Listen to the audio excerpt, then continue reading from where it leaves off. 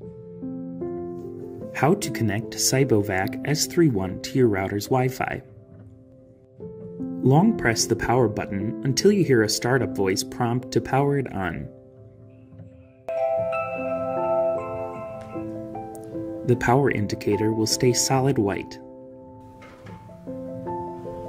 The Cybovac has been started. Launch Kyvol on your mobile device. Tap Add Device. Select Kyvol S31. Simultaneously press and hold Return to Base and Spot Cleaning Mode button until the power indicator flashes orange slowly. Tap The indicator is flashing slowly. Select the same router's Wi-Fi as your phone is connected to and enter the correct password. Tap Confirm. Tap Go to Settings.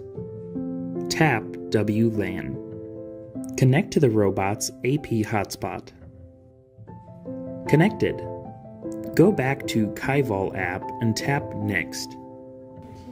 Start connecting to Wi-Fi. The mobile device is connecting to your robot. Wi-Fi connected. Connected successfully.